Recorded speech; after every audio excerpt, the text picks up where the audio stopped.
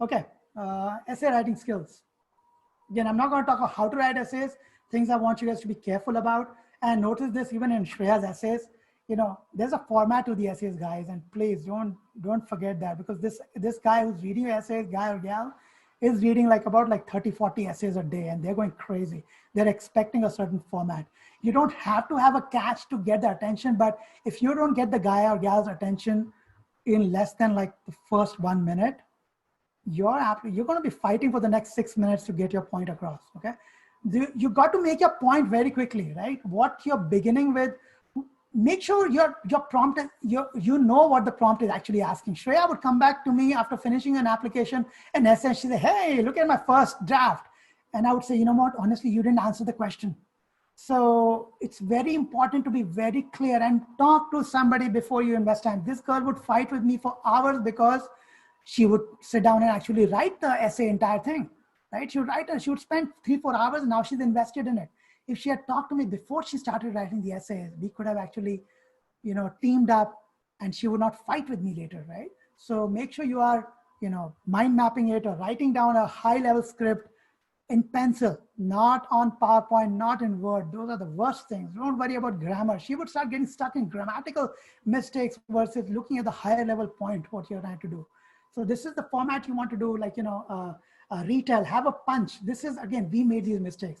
Our essays did not have a punch. We didn't finish with a powerful thought, like something which can tickle the guy, saying, you're still wondering, or you're still in your Freudian dilemma or something, right? Or retell, summarize what you said, recap what the prompt was, make it easy for that guy or gal to feel good about your application. It can't be a freaking rant, okay? Make sure you make that point very clear. Brainstorming, right? And some of these guys, I'll send it to you, okay? So to your point earlier, I will, Ashwin, I'll send some of these to you, but try to just screenshot these, what was it? Start with 3 short paragraphs and writing them, make them interesting. So don't start with writing an entire essay or trying to make it. Shreya used to make a mistake. Say, oh, this is a 750 word essay. Let me make sure this cannot go more than that. And I would be like, you can write 1500 words. That's okay. Just let your head flow. We will concise them later. That job is, it's so much easier to take a 1500 line essay, convert it to 700, than take a 700 line essay, which honestly lacks legs. And that's a fundamental problem with essays. They lack meat. They have fundamentally good words, very pretty big words. And this girl was notorious for writing passive. I would have to correct her passive writing into active so much. And I don't know why school teachers don't teach you this, or they teach you, but you kids don't get it. But it's hard, it's painful. Look at your essay and then look at the a article in New York Times. You'll see a world of difference between the two. Your articles, your essay should literally feel like a New York Times story, which is in 3 paragraphs. First, trying to get the gist across, getting a punch through, making a point, then closing. Boom. So reading is very important. Get into the habit of reading Wall Street Journal or Washington Post or whichever your newspaper be, right? But make sure you read. Okay, I like this one as well. Quirky features. I like Stanford application letter for your future roommate. He said, I love Stanford Hanford supplemental letter to your future roommate. So literally telling your roommate why they're excited about coming to this school. Right? These letters are often so much more interesting than other essays. Anyway, that's, I think I've beaten this one enough. Common mistakes, using the same essay for all the colleges. Please don't do this. I've seen kids do this. It's not even just make sure if they're sending you a few supplementals and the Common App, look in the application. Are they first in the actual application of the school? Are they first looking at the Common App and then the supplemental? Make sure there's a flow. You are getting me interested. I'm reading your application. Don't just blurt out in front of me. Make it interesting. Slowly give things. And don't surprise me suddenly. Whoa, what did you just say? I never knew this side at all about you. Where does this suddenly come from, right? It's got to be a flow. Don't use the same essay. Plagiarizing, never do this. It is so easy for these schools to figure out plagiarism. Use a thesaurus for many words. There is an app on Grammarly Grammarly is a great app to helps you make your sentences better. It costs 20 bucks a month for subscription. Please use that. It's a great app. I use it for my work stuff as well. But make sure parents, you're letting the kid write in their language, okay? What else do I have over here? Trying to impress the essay reader. Big, big words. What's the point trying to impress somebody? Give me material, man. That's all I care about. Picking up an inappropriate topic or making the essay into a resume. This is a big one. Your resume is there for a reason. Your essay should literally complement your resume. You don't want it to be this thing, okay? Khan Academy has this one YouTube video, and I sent this yesterday about all mistakes to avoid. I found it very nice, a 3-minute video. Very cool. Passive versus active voice. Make sure you got this cleared up. Techniques for making, I'll send these links to you guys. I went to the liberty of actually looking at your common application essay prompts, and I had like about 10 minutes to put this together, okay? So I was like, these are your prompts. These are your 7 prompts that have come for the common application. I'm gonna give you guys a chance to answer me which is one, if you were to prioritize this, which is the one you will not do out of this, okay? If your choice is one of these 7, which one? Be quick, guys, I don't have much time, okay? Out of these 7, which is the one you should never select and why? Shreya, you want to take a track of this one? There's one hidden over here, which absolutely never take that, in my humble opinion. Okay, I'll say it. It's number 7, okay? Share an essay on any topic of your choice. It can be one you've already written, one that responds to a different prompt, or one of your own design. To me, this is a trap. We're gonna go with number 2. No, I mean, I'll tell you why I said number 7. It's a trap. Basically, you're saying, I don't want to put in my effort to really put something together. I'm going to do something completely different. You could write about an essay about something you did in Timbuktu and some crap. Here's the problem. Now you're making the essay reader really think. Everybody else is going to use one of these 6 ones, okay? And you're going to come with a 7th one, a topic of your choice. It's not an accomplishment. It's not a problem you solve, blah, blah, blah, okay?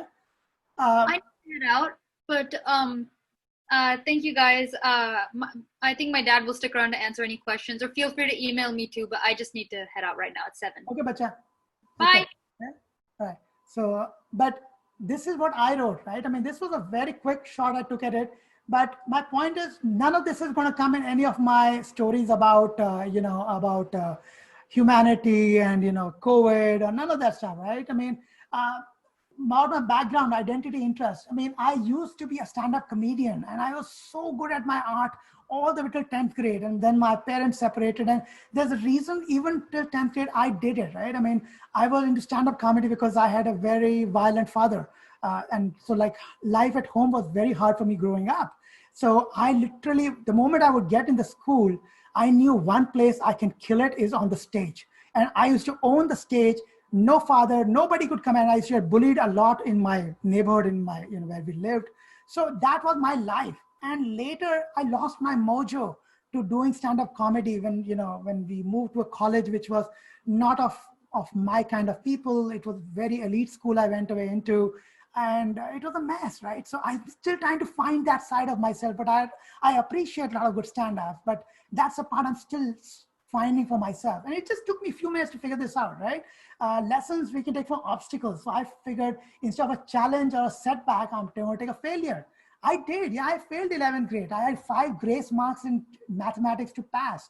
And there's a whole story behind why this happened and how I learned out of it and how I came back and how I had to literally hypnotize myself, because 12th grade, I had to get the good grades to get to engineering school. Overnight, I was a changed man, right? And so I wrote about that. Reflect on a time when you question or challenge a belief. I actually joined a cult. I became part of the Hare Krishna movement. I'm not going to call it a cult. I mean, just for the sake of the word over here, I'm calling it.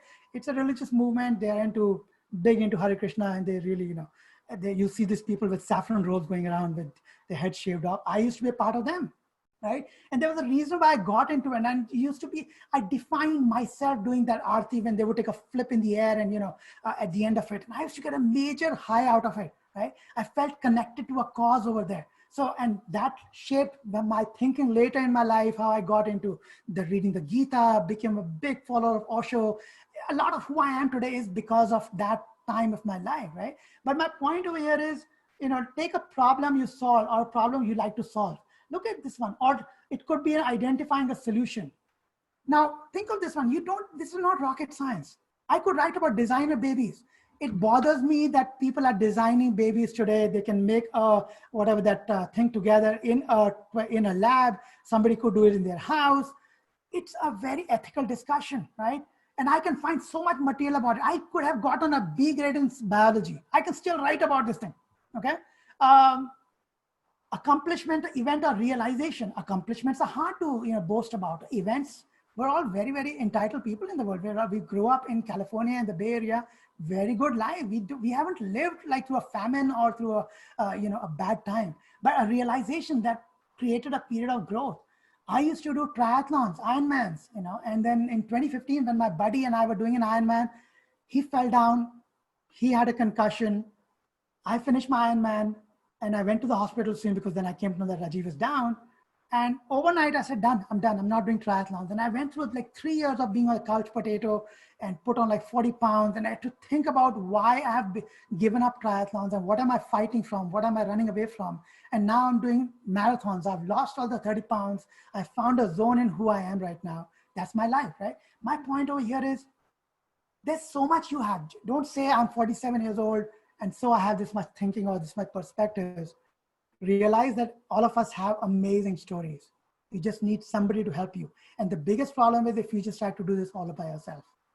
Take 2-3 people, tell them your stories, become vulnerable, let somebody know your stories. Do it that way. Maybe I'm too late, you're a September timeframe. Most of you have already written your essays, but maybe I'm just talking to the walls right now.